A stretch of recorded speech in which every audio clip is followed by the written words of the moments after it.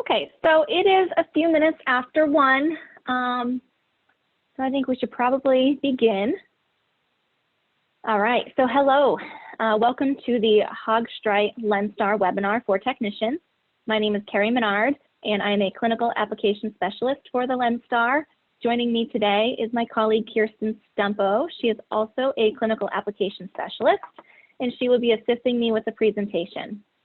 So this webinar will be about 45 minutes long with available time at the end for questions to be answered. So if you do have a question even throughout the presentation, please just type it in either the Q&A box or the chat area, and we will make sure it is addressed at the end of the webinar. I just also wanted to let you know we do have another webinar this evening at 5:30 Eastern Standard Time.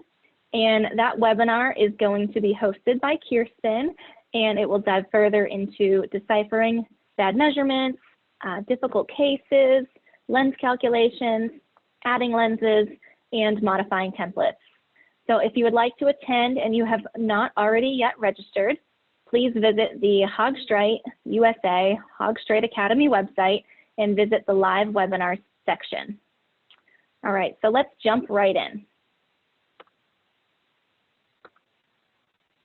Okay, so first I wanted to begin by identifying that there are 2 different generations of our Lenstars. So our first generation Lenstar is what we call a green light Lenstar.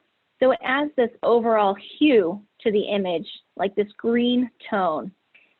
Whereas the image on the right is taken from one of our white light Lenstars, where you can identify the white sclera in the iris and blood vessels very well. So both of these versions do provide you with the same measurements, but within my PowerPoint, I'm going to be sharing images and screenshots from our newer white light unit. So I did want to show the difference for our older green light users listening in that your pictures may look a little bit different. So another difference between our devices is the Lenstar APS versus the Lenstar Pro. So APS stands for Automated Positioning System. So this mode acquires measurements using groundbreaking dynamic eye tracking. So this takes the user-to-user variability between technicians out. It also allows the technicians to be hands-free to either assist with eyelid height or keeping your patient's forehead to the bar. If you do not have the model with that APS feature, then you have a Lenstar Pro, which still provides you with the same measurements. Only the technician has to do all the work from the beginning to the end, including following your patient's measurements. And I would like to point out that if you do have a white light Pro, so the image on the right in the previous slide in a manual mode Lenstar, you are able to upgrade your unit to that automatic positioning system or APS. If you are interested in more information on APS upgrades or our green light trade-in program, please, our contact information will be listed at the end of our PowerPoint. So let's jump right into measurement acquisition and then discuss cautions on your measurements. So here are measurements taken in APS. So notice the technician will start defocused, meaning all the way back closest towards them, and they're going to move closer towards the patient until those 32 circles here, right in the front of the cornea, start to look crisp and clear. When they look clear, the technician is going to pause and click the joystick button. Now you'll notice a red light here. They're going to keep going forward closer towards your patient's eye until that red light turns green. At that point, the automatic mode kicks in, so your technician is hands-free. The device is following your patient, doing the measurement, and there's a flash. It's going to continually measure 5 or 6 times, depending on how or what the value is in your settings. And it's tracking your patient's eye movement. So if they start to wiggle or move around or blink, it's going to pause and only measure when it's in the correct position. So notice I do have a caution on that 4th measurement, and we're going to discuss cautions in just a couple of slides away, but I want to emphasize that you do not need to instantly delete and rescan, because we're going to talk about efficiency throughout this webinar. Okay, so the next video that I am going to share will demonstrate measurement mode manually. So if you have an automatic device, so our APS unit, there will be an icon on your top toolbar that is a blue square with 4 arrows in 2 gears. When that blue is present, it means that you are in APS or automatic mode. However, when you click that icon and that blue goes away, you are in manual mode. So I'm going to show you manual mode measurements in either APS, or if you do have a Lenstar Pro, the model with just manual mode, your measurements will look like this. Technician will begin starting defocused all the way back towards them, and then they'll center on your patient's eye and move closer towards them until those 32 points look clear, and then click the button. Now you'll notice at this point they'll go closer towards the eye, and it is important that you want these double parentheses to be clear. That is your first goal in the manual mode, is identify these clear parentheses, and then you're going to start to see these arrows. And these arrows will help you refine the distance away from the eye. Now, the little arrow up top says go closer towards your patient, and a larger arrow on the bottom, like this one here, says come back. But you can ignore these arrows when you have a green circle size, smaller than the size of a quarter, like the coin, and that white light is well centered in this crosshair. At that point, when you have those 2 points, you can ignore the arrows and click the joystick button to measure. Measurement will go around, and here is a flash at the end. The technician will have to click again, and then when they're in good position, they will click in the measurement. Now notice this, when your patient moves, the biometer will pause. So the Lenstar has safeties in its measuring features that it will not measure in the poor position. Just like here, the technician will have to go closer towards your patient's eye until that green light is present, and it will continue to measure. Okay, and we're looking for 32 nice crisp circles here. We want those all to be present, and if they're not, we would advise our patients to blink and open. Okay. All right, so we just watched measurement acquisitions. So as you know, the Lenstar is an optical biometer, which uses optical low coherence reflectometry with an 820 superluminescent diode laser, which projects the light or the laser into the eye, picking up on reflective surfaces. So as you notice in this brief PowerPoint presentation, the first spike of the cornea represents the anterior surface of the cornea, which includes the tear film. The second spike represents the posterior cornea. Difference between those is corneal thickness. Then we go through the aqueous depth, and that third spike represents the first spike of your lens, so the anterior aspect of your lens. We go through your lens to hit the posterior aspects of your lens, and then we go through the vitreous to reach the retina. And the last 2 spikes represent the inner limiting membrane, and lastly, the retinal pigment epithelium. So the distance between all of these points give us our various measurements. So here are the measurements that the Lenstar acquires. What you may not realize is that one scan reflects off the retinal pigment epithelium 16 times. So if we take 5 measurements, like previously in those videos, that's 80 reflections being used for each of these biometry measurements.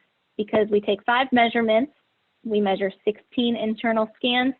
So this 2183 is an average of 80 axial lengths, 80 corneal thicknesses, 80 anterior chamber depths or aqueous depths, and 80 lens thicknesses.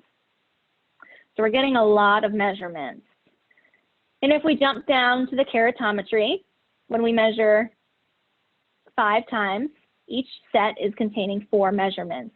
So each time we measure, it's 5, and then each time we measure, We're taking 4 internal sets times 5 measurements, so that will be 20.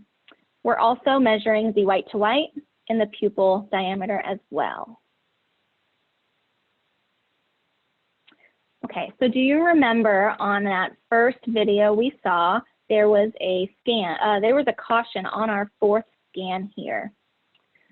So before we instantly right-click and delete, let's review our average Ks. So we have 40.09, 40.08, 40.13, 40.17, and 40.06. So these averages are very consistent, even though you have a triangular caution on that 4th scan. So if you're not already, we recommend that you're reviewing your standard deviations. So a standard deviation is a measure that's used to quantify the amount of variation between your measured values. So we want our standard deviations to be low, which confirms our measurements are consistent. So our axial length should have a standard deviation less than 0.1. And both of our Ks should have a standard deviation of less than 0.25. But we also need to be sure that the axis has a standard deviation of less than 3.5, but only if your patient is a toric lens candidate. So let's look at the standard deviations of this measurement. Okay, so our axial length has a deviation of 0.016, which is less than 0.1. Our flat K has a standard deviation of 0.052, which is also less than a quarter. Our steep K has a standard deviation of 0.127, which is also less than a quarter. And our astigmatism has a standard deviation of 3.5.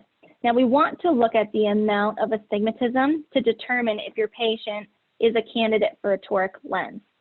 So this patient has about a diopter, so they may be a candidate for a toric lens.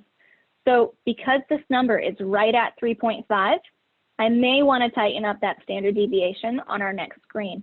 And I'll show you those steps involved. But it does not mean that you need to delete instantaneously this 4th measurement and then remeasure, because we can save you time for the practices that are deleting these and rescanning to review your measurements after. Okay, so when we want to look back at previous measurements that were scanned, we're going to select our patient in iSuite, and then we're going to look at this examination history. So notice this little biometer icon would be what I want to click into, but I want to first show you these little plus symbols next to the measurement and next to the IOL calculation. So I can see the date and time stamp for each of those and which eyes were measured or had calculations on. So we would want to review our standard deviations. So our K1 is 0.096 and our K2 is 0.081. So for this patient, both of those values are less than 0.25. Our astigmatism amount is only 0.27. So this patient would not be a candidate for a toric lens. So I will not be concerned with that 6.7 value. So when I click into the numbers and I open up this keratometry display, we want to look at our images here. So in this display, I'd like you to take note that for each scan, there is a potential for 32 reflective data points, and those are imaged over 4 times. So that's a potential for 640 points over the course of 5 scans to be utilized in your patient's IOL calculations. So triangular cautions will appear when there are not enough reflective points. Therefore, a triangular caution will appear next to measurements when either the patient blinked too much or there is maybe an eyelid or lashes interfering or limiting the number of data points. But if you notice on the scan, the patient blinked. So in our 1st and 4th box here, we have some blinks. So we would like to look at the remaining images, okay? So note that there are 32 good reflective keratometry points indicating adequate tear film, and our center reflection point here confirms that the patient was fixated well because we were able to see that very nicely. And when we compare these measurements to the 4 remaining measurements, they're very consistent. Our standard deviations are extremely low and less than the guidelines. So would we have to delete and remeasure this scan if we were measuring our patient? No, not in this case, okay? However, if your keratometry images are missing points in all of the displays, like this one here, that is ground to question the scan. And then if all of your scans appear like this, so when you click through 1, 2, 3, 4, 5, then the patient should be rescanned. Anytime your scans are highlighted in pink or red, there are either too many outliers or your outliers are too extreme. So it's recommended that you right-click on that pink or red scan, select delete, and then you would want to remeasure. So let's zoom into this standard deviation display to review these measurements together. So notice the standard deviations for these K measurements are 0.374 and 0.724. So by deleting this first scan in this measurement set, where this average K is a diopter flatter than the 4 remaining, and then remeasure that patient, as long as that remeasured scan is closer to these other 4 value sets, then our standard deviations would be reduced and we wouldn't have the scan in pink. Okay, so we do encourage you to delete these pink measurements and rescan. Now, I would like to point out one more thing on this image. So we have this circular caution on our axial length. So we will see these will appear in iSuite in either your axial length or your keratometry measurements. A circular caution next to axial length indicates that there is a difference between your eyes, between both eyes, greater than 0.3 millimeters. A circular caution next to keratometry values differ. One means that indicate that the keratometry values differ 1 diopter or more between 2 eyes. All right, so I am going to now open up my iSuite.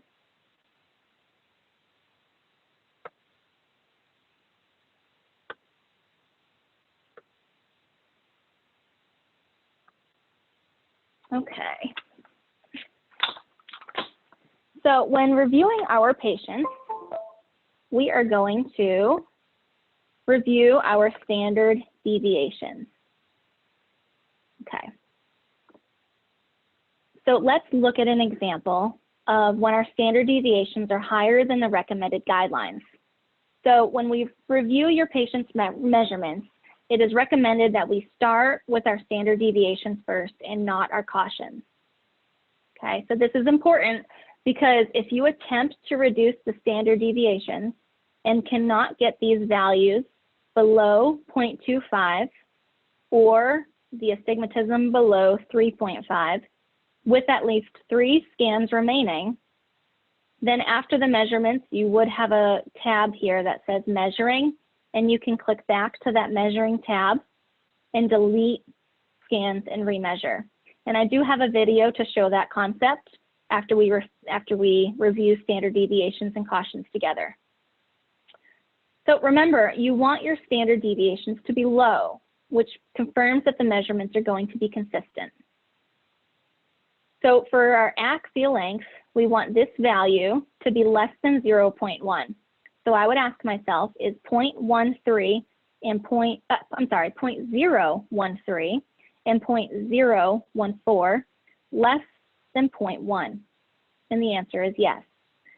Then I would look down to our flat Ks and look to see if 0.144 and 0.04 are less than 0.25. in which they are. For our steep Ks, or K2, I look at these two values to see if these are less than 0.25. Now we have 0.42 and 0.28. So both of these are greater than a quarter. So what I can do is click into that value and it will open the keratometry display. And I want to ensure that I'm working in the appropriate column. So if you notice, the standard deviations are listed below. So this 0.14 for the standard deviation for my keratometry, this is an appropriate value. So this is not the column I want to be working in. It's actually this one here because my deviation is 0.422. So in order to identify an outlier in this column, I can click this little arrow and it will sort my column in numeric order. And depending on how many times I click it, it will sort it from smallest to biggest or biggest to largest. Smallest to biggest or biggest to smallest. So when I scan down this column, I'm going to look for an outlier. When I see that outlier, I can double click and then reevaluate my standard deviation. So my deviation is now 0.20. So that is less than a quarter. So I have identified my outlier and I can click OK. Let's do the same on our left eye. So we have 0.288. I click into that value. I remembered it was my K2 column. So I click my arrow. I scroll down looking for my outlier. The one that I believe it is, I double click and my deviation has reduced to be less than 0.25. Now, if this value didn't bring it down enough, I can do one of two things. I can re-include it and try another value to see how that adjusts my deviation. Notice this, now it is now 0.26. So that one did not bring it down enough. Or you may try to eliminate or exclude two values, but you need to leave 3 values remaining. And if you do not have 3 values remaining, iSuite will flag a caution on your measurement. But just excluding this one value, putting this line through it, my standard deviation is less than a quarter. So I'm happy and I can click OK to proceed. Okay. All right, now for your astigmatism, it is recommended to have a discussion with your physician to determine at what point they consider a patient a candidate for a toric lens. So if your physician says that they will consider their patient a toric lens candidate if there is 0.75 diopters of astigmatism or more, then that would be the value you use to identify your patients here. For simplistic purposes today, I am going to use 1 diopter. So when reviewing these results, I would ask myself, is 1.62 greater than a diopter, which is 1.0? If my answer is yes, then I will look over here to confirm that the deviation is less than 3.5, which it is because it's 2.4. However, on my left eye, my amount of astigmatism is 0.57. So that is less than a diopter. So I am not concerned with this value of 5.6 for this standard deviation because my patient will likely not be a toric lens candidate. Okay. So let's move on to some cautions.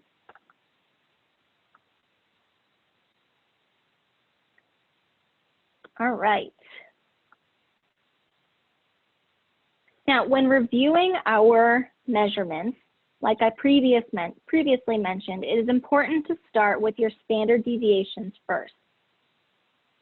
So I would make sure my axial length deviation is less than 0.1, which it is, and I would make sure my flat and steep K are less than 0.25, which the flat is, however, my steep is greater than 0.25.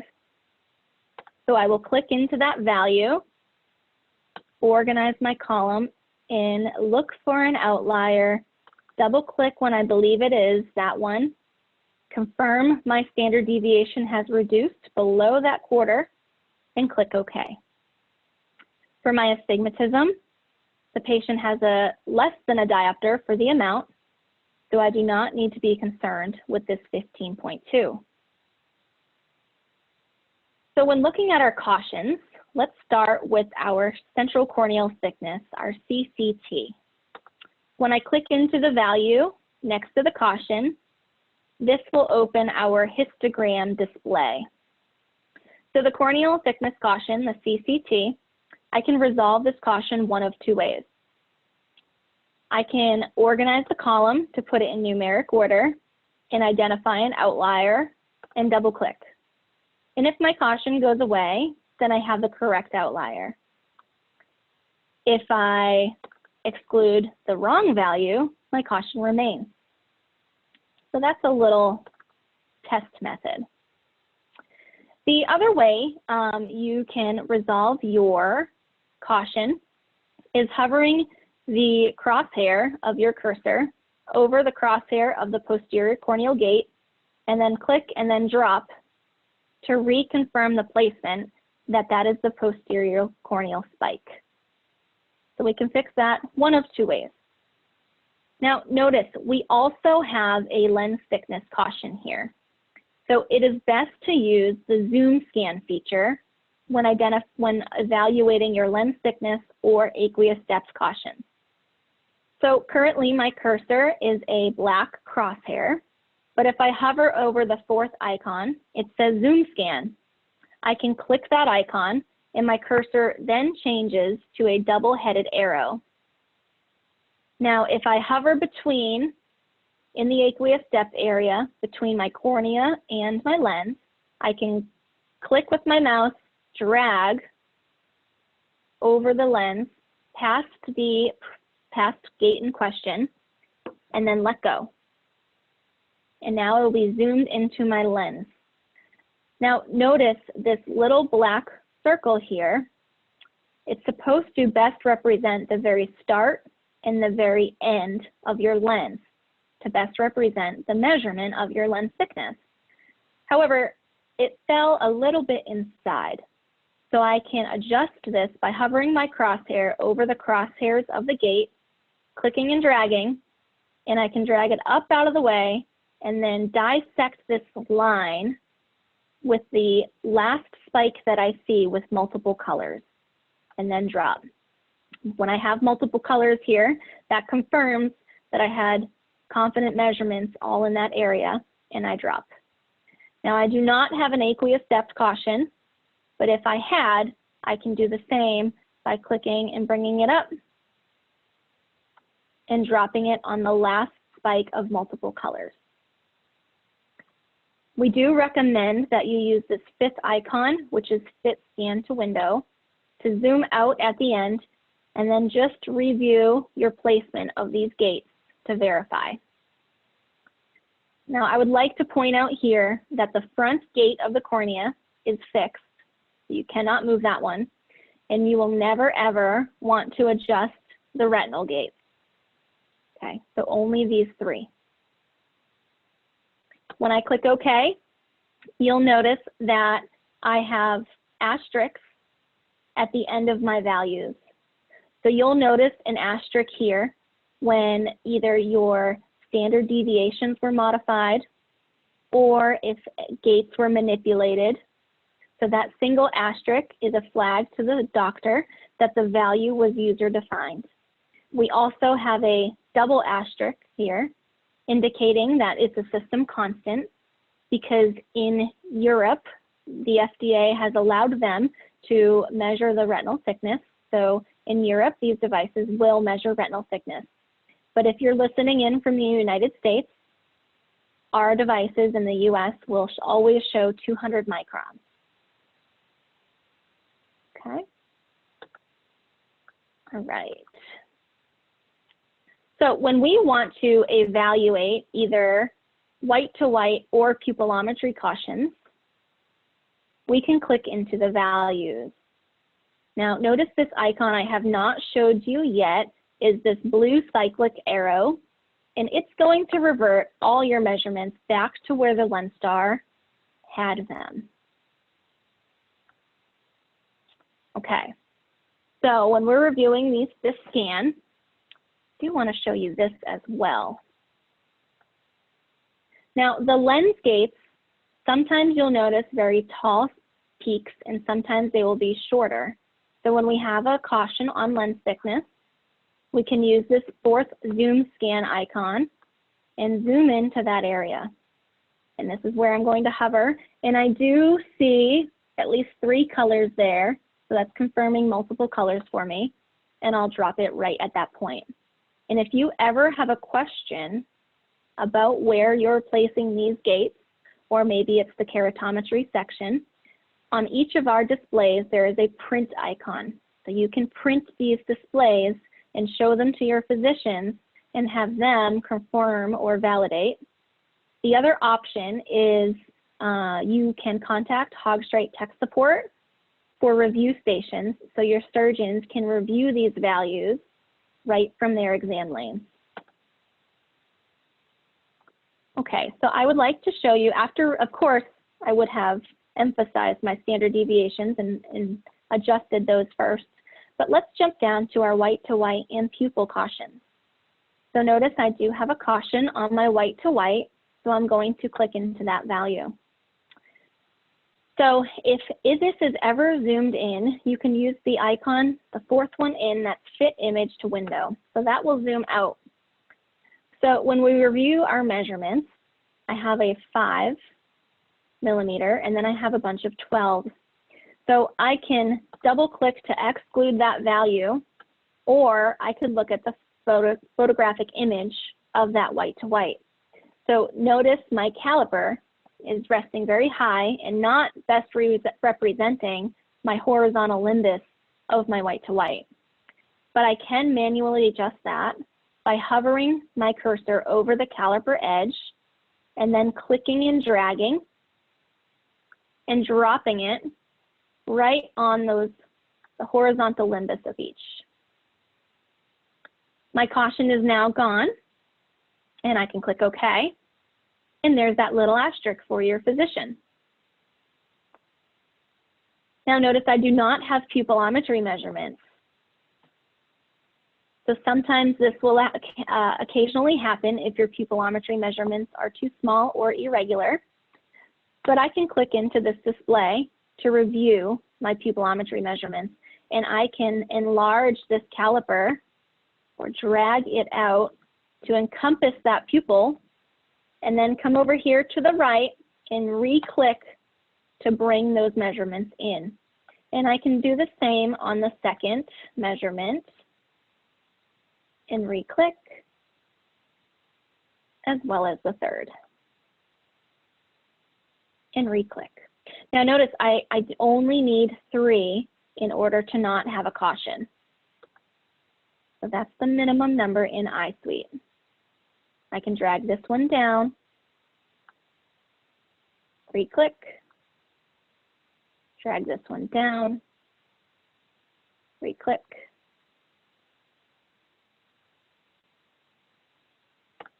Okay, and now I have 3 without a caution.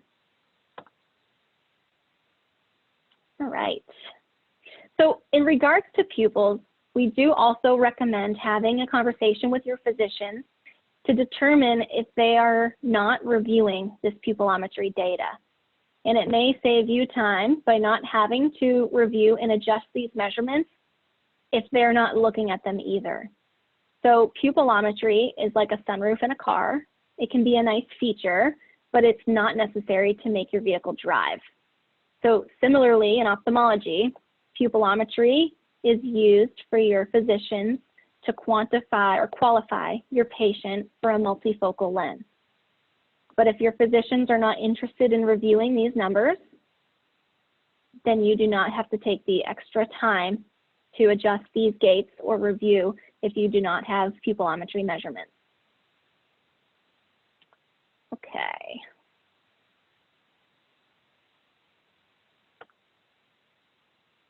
I'm going to jump back to my PowerPoint now.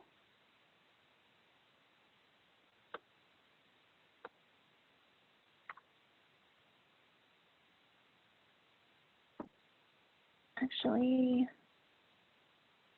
I did want to show you one more thing in Aquired.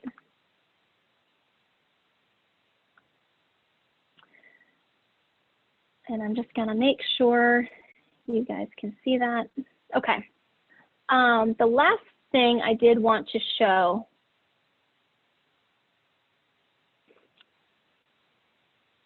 I wanted to emphasize the point where sometimes we have cautions that will remain even after you print these, this page or do your calculations for your doctor. So notice we have a white-to-white caution here. I will click into those values. And if I look through my patient images, he or she had closed their eye for all of the measurements.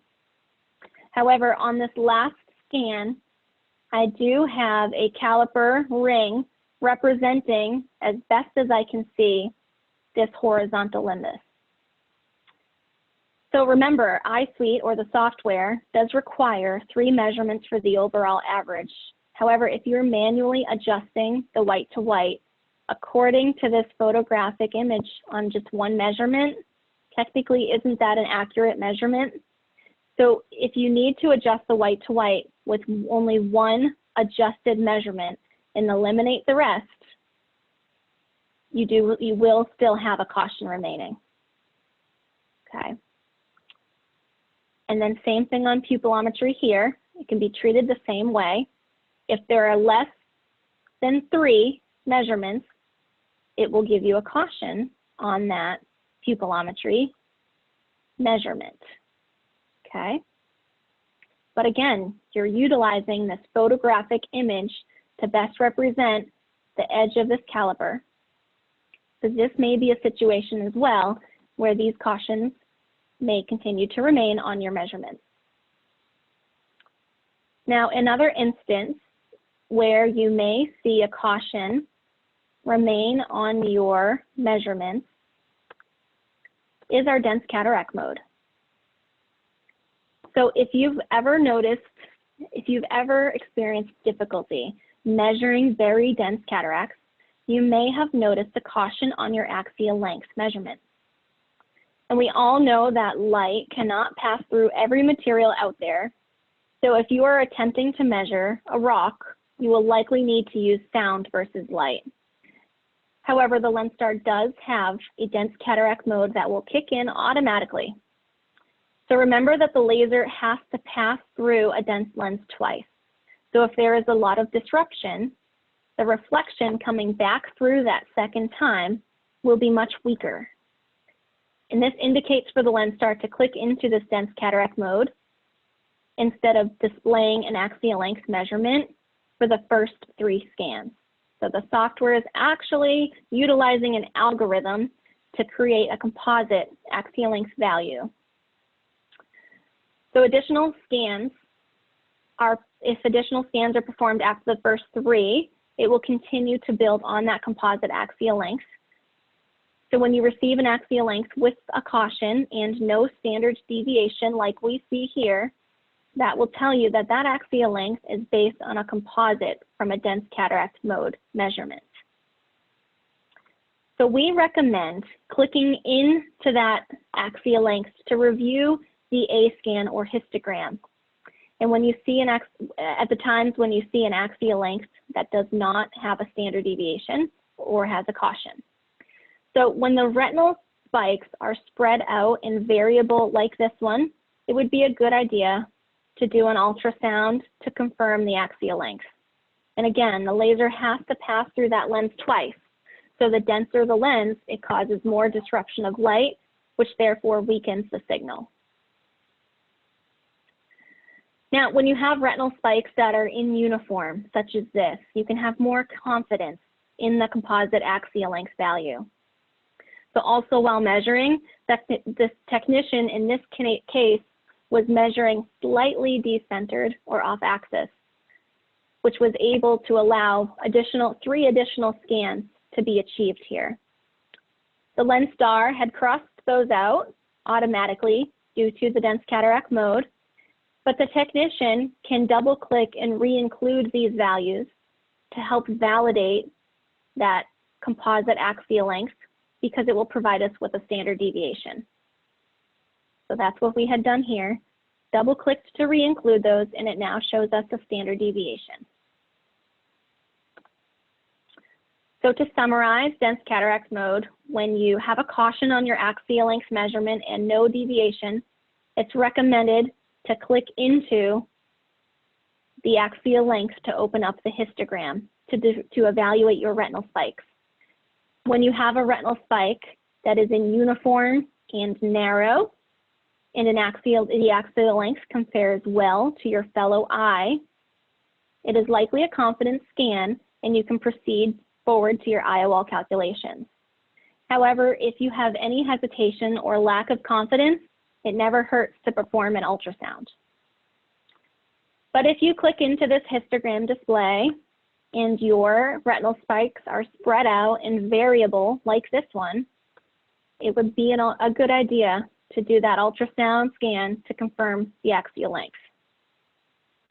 Okay. I just wanted to show this slide to show that this would be the first indication of dense cataract mode. So this yellow highlighted bar notates the composite axial length achieved in dense cataract mode. Okay, so this video I'm about to show you will further explain the process of measuring, then reviewing your standard deviations, and being able to go back to the measuring mode. Okay. So we just finished measuring this patient's right eye. The operator clicks finish, which leads them to the results overview screen. Now we do have one caution here, but they're going to review their deviations. Now, because of screen recording limitations, what you're not seeing is another display populates here, and the technician excluded one of the K1 or K2 measurements on that fifth scan. When they clicked OK, they can then click the top left back to measuring. The box would populate saying, do you want to repeat new measurements? You hit no. And then here, you'll notice that what we had, an axial length average, keratometry average here, it crosses it out, which indicates that was the scan that they had adjusted.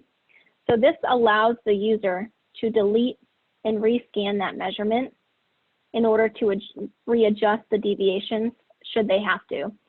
And this would only be utilized if, when reducing your standard deviations, if you cannot get your K1 and K2 less than 0.25 or your axis less than 3.5 if your patient is a candidate for a toric lens. Now this video next that I'd like to show you, actually I wanted to point this out. On your measuring screen, we do have this drop down here, so you can change from summary and show flat K or steep K or axis. So instead of just looking at the axial length and the average K, you can utilize this drop down to look at the steep meridians or the flat meridians, etc. In this last video I'd like to show you emphasizes the point that you would never want to adjust your gates before your deviations. Because if you ever want to try to remeasure, if you've already adjusted your gates, your measurement screen will be blank. And I'll show you what I mean. So we just finished measuring 5 measurements. We click finish. On this screen, the operator will click into the lens thickness area and a box will open, and they're actually going to adjust the lens thickness spike here. Once they adjust that, they jump back to this measuring display up top, and notice your screen is now blank. Now, this does not mean that your measurements are erased for good. They will still be saved under your patient home area, so you could go back to patient and then go to your exams.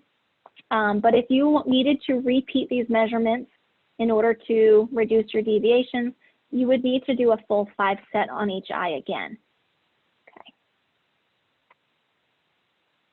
So to summarize, in order to be more efficient when you're starting back up after this potential shutdown that you may be going through, you do want to delete and rescan your pink or red measurements.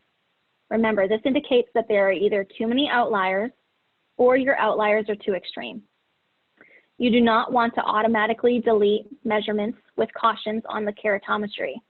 Instead, you would want to evaluate your standard deviations and then proceed forward and look at your keratometry display to look at those 32 reflective keratometry points, see if they're nice and bright, which indicates adequate tear film, and that there is a nice center reflection point present, indicating your patient was fixated. It's recommended that you evaluate your standard deviations on your measurement screen and then your cautions on your results overview screen.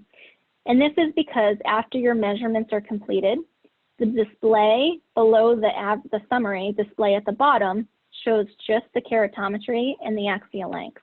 So it's much more simplified, and it can be faster to review your standard deviations there and then click finish and your cautions on the next screen. We recommend that you review your dense cataract mode histograms to identify if either immersion or A-scan measurements are necessary.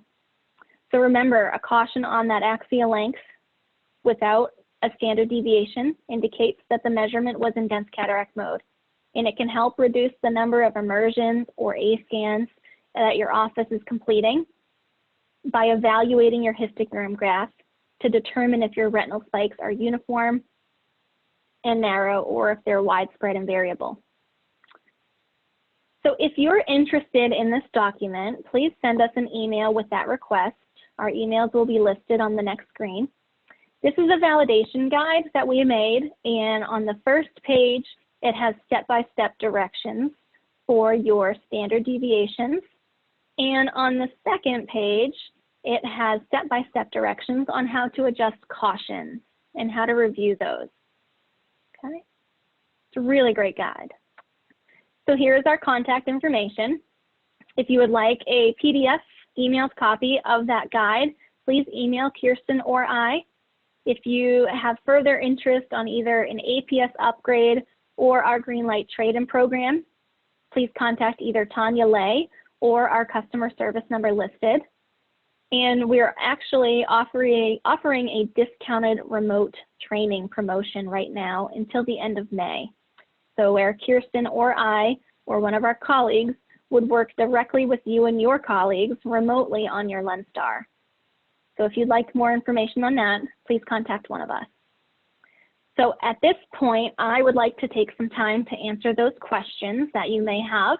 I did see a lot of chats coming in throughout that PowerPoint. So Kirsten, why don't you let me know what we have? Yeah, Carrie, the first question that I think we should probably address is from Michael. He was asking, let me read his question. He said, can we look also at how the Lenstar gives two different green circles, one of which works, one that does not? I asked him to elaborate, and I think what he's talking about is the over-focusing that you can sometimes do with the Lenstar. You want to go over that? Why don't you run with that one if you're understanding him, because I'm not grasping it right away. Okay, yeah, so I think what is happening is when you're going in and focusing, and if you could briefly show that video too of focusing, that would be great to have running in the background there. Oop, yeah, manual mode is probably fine. But when you're doing the initial focus alignment, you're going towards the patient until you get separated 32 keratometry data points. Then you click the button again. Right? Yes, yes, okay. I think so. Yeah, so that first initial focus alignment, it's pretty big movement because you're adjusting your gross focus, so big movement. And then after that, once you get those 32 keratometry reflections separated, you click the button, and then you go into a fine focus. So these are very little movements, but in the more modern versions of the Lenstar, we now have those double parentheses, and those double parentheses are directly related to the distance of the Lenstar to the patient's eye. So as long as you have those double parentheses, you're an appropriate distance from the eye. However, if you get too close and you have single parentheses, you can actually trick the biometer into thinking that the lens is actually the cornea, and you'll measure the eye too short or too close, and you will get a caution that pops up on the screen indicating such.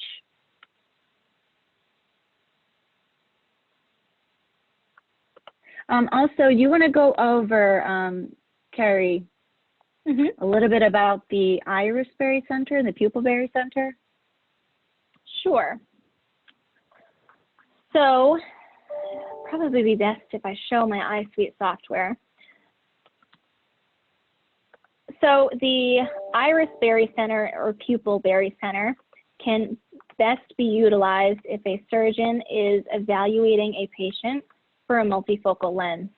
So when we're looking at the berry centers here, and I'm going to click into one of my pupillometry measurements, these X and Y coordinates best represent where this patient's visual axis is in relation to the center of my patient's pupil.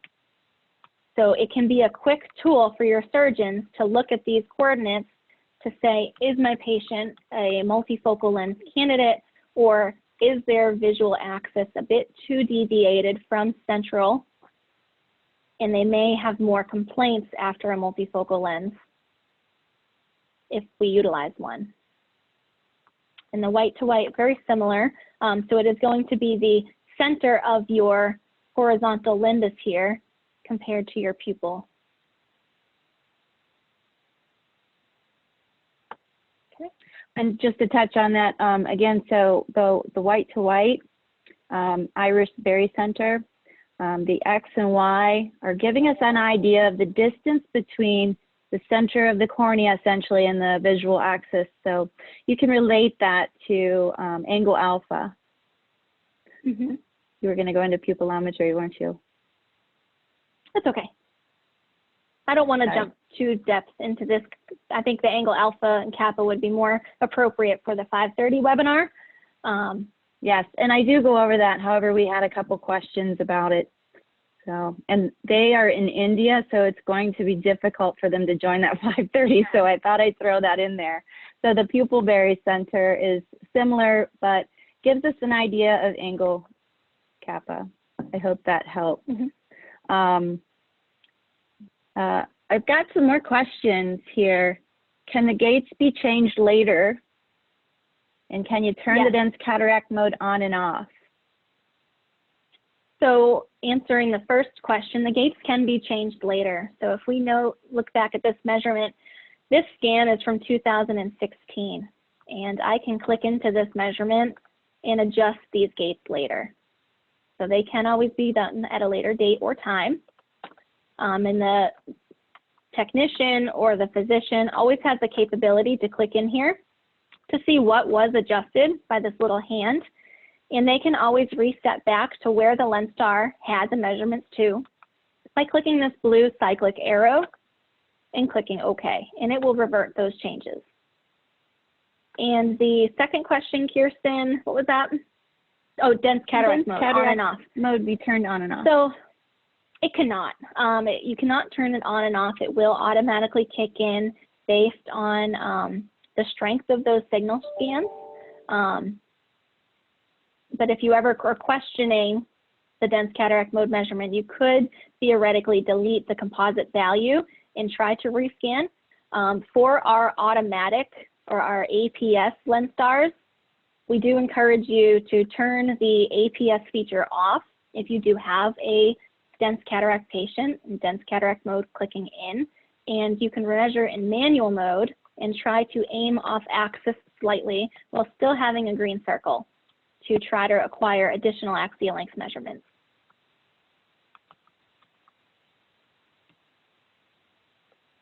Okay, Kirsten? Yes. Can you show the display of our emails again so that people can get a and use your phone and take a snapshot of that, or if you're good with your computer, take a snipping tool shot of that and keep it on hand too. Yes.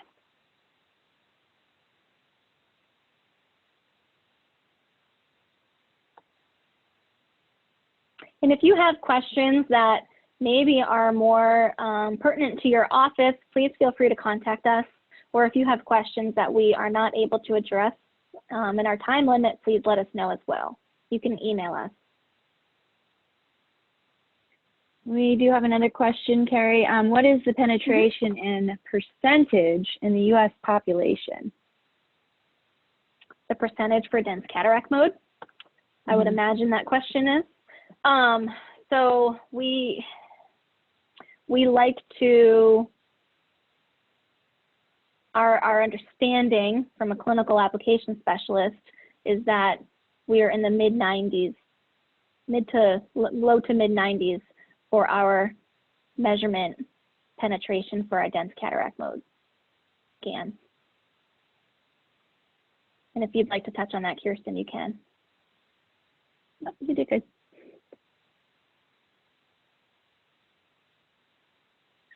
Oh, thank you, Bob.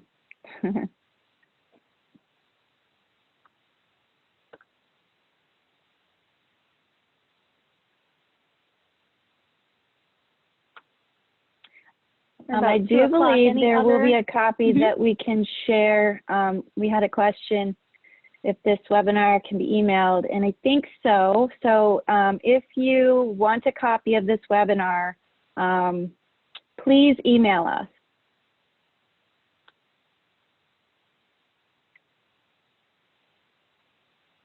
Glad to help, and Diana. Yes, there is a flash. There is a flash at the end of both automatic APS and manual mode measurements.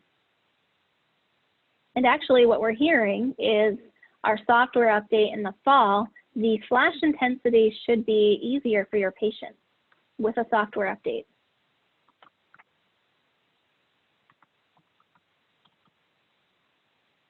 So I see some questions in the Q&A. I see that someone's having smiley face emoticons or a frowny face under the measurements.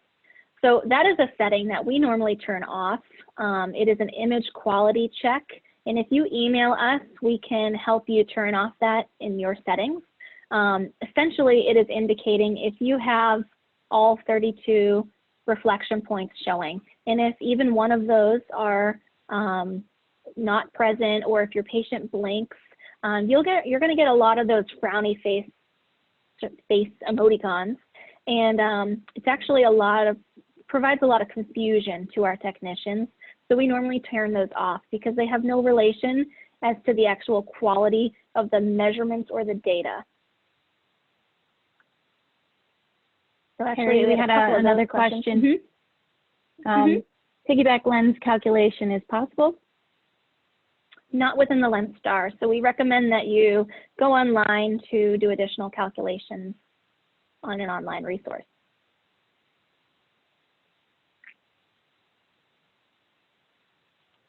And I'm not sure if we are going to have access to these chats after this webinar is completed. So if you are asking for us to email you, I'm going to try to copy all of these. But just in case, please send us an email. And any ideal standard deviation to proceed with a toric lens. So we recommend that your keratometry deviation, so your K1 and K2, are less than 0.25. And your astigmatism, if they're going to be a candidate for a toric lens, would be less than 3.5.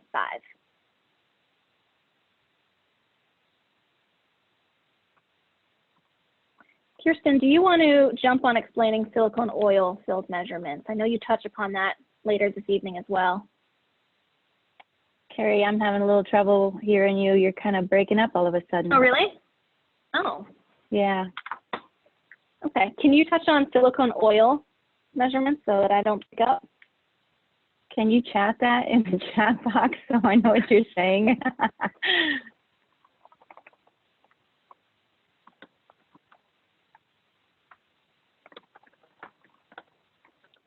Oh, the silicone oil. Oh, yeah, of course. So when you are measuring and you know the patient has silicone oil in the vitreous at the time of the measurement, you do want to switch your setting your measurement mode setting to the silicone oil. I hope that answers your question. If not, did someone ask that? Yes, in the Q&A.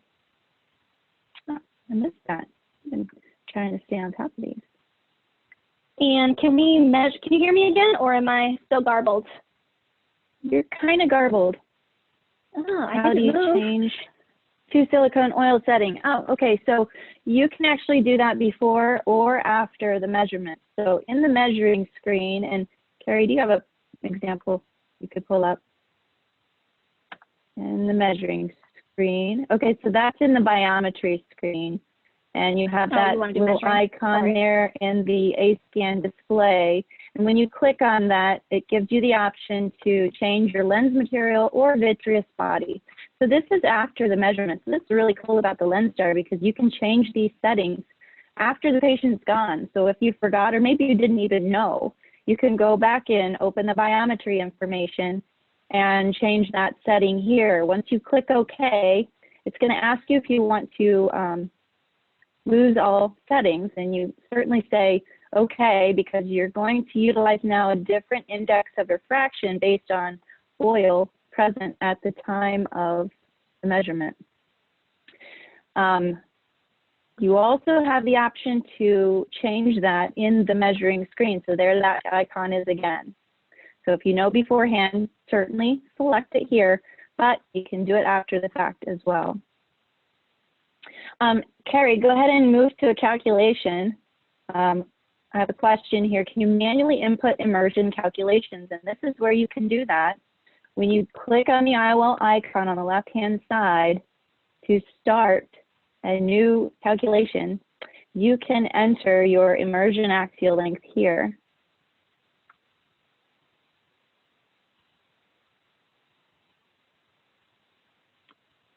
If you are measuring with immersion, you can leave this setting as optical. But if you do have that contact A scan, then you would want to change this value to acoustic. So immersion and optical can utilize the same constants.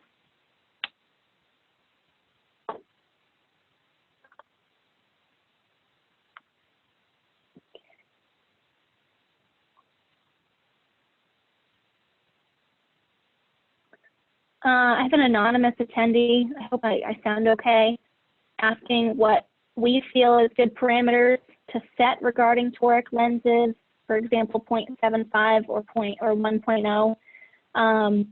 We do recommend falling back on the surgeon. There are certainly different cases with the toric calculators where a patient with 0.8 diopters of astigmatism will call for a toric lens, depending on their steep axis. And there's some cases where 1.2 diopters will call for a non-toric lens. So we definitely recommend talking with your surgeon and utilizing review stations from iSuite so that you can always have them review the measurements and adjust should they need to.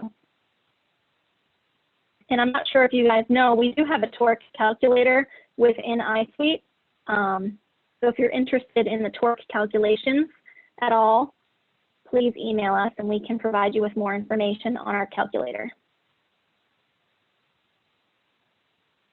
So you can back data up into an Excel format. It's called our recorder.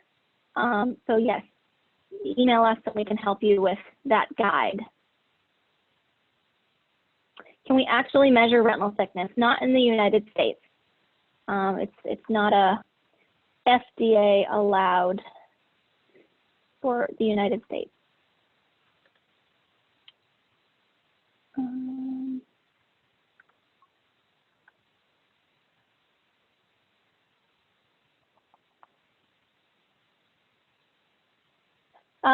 Post-refractive menu. Kirsten, you can still hear me, right? Yeah, I can hear you. Okay. I don't know what's going on my end, but I can't. No, I'm here. You're a little garbled on my end. Okay, I'm just going to try to keep answering questions. So post-refractive, we have, are you touching upon this later, Kirsten? Yes, I am going over post-refractive stuff in at the 5:30 webinar. So if you're joining at 5:30, I will be going over that. Also the short calculator and right. You can join Crystal at 5:30. I'll touch upon post-refractive very briefly because we're running out of time. But I can change this drop down once we click IOL to post-refractive here. We utilize US because it will show us anterior chamber depth, but if you're outside, you may want to select post-refractive to show aqueous depth. However, both will be utilized for your calculations. Bare minimum, if you do not have history, you need to select a bubble in each of these boxes. And then if you do have history, you can type in the values. So notice the top box on the left eye has pre-VC. So this is your patient's pre-vision correction surgery. And this is your stable post-op. And you type, you notate which procedure. And then when you go to the calculation screen, we will have post-refractive options. If you have history, we will have 4 formula options: Bayer-Trucke, Masket, Modified Masket, Shamus. And if you do not have history, we will have 2 formulas. And that was slightly a rush overview of post-refractive. We do have PDF guides. So if you'd like, please email us and we can help you more with that. Okay, let's see more. Kirsten's answering a bunch of questions for us in the chat. Thank you. Hi. Trying to keep up.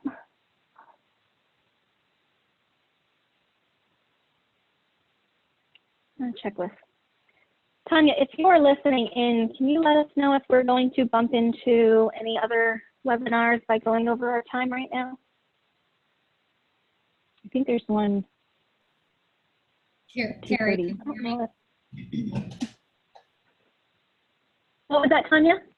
I was just making sure that you were able to hear me. Yes. Let me log in and ensure that nothing is scheduled, but okay. I think that we're clear to go. I think the only difficulty here is I feel like we need to wrap it up. Perhaps some of these technicians are in the office and the physician is counting on them to return to work. So I would just highly encourage that everybody whose questions did not get answered can send us an email and we can cover additional questions later. Okay. All right, so please take pictures of our contact information. We're happy to help you. Please let us know. I already see emails coming in actually, which is great. And if you need any support, whether it's customer support or tech support for software updates, our phone number is here as well. Carrie, okay, I think we're good. Yeah. There is another session. Okay. All right. So then let's hop off. I'm going to try to copy these chat messages and paste them in a document just to have this log. And again, please send us an email. Thank you for attending. We appreciate every one of you that did attend. And we look forward to hearing with you to see if we can help you at all. All right.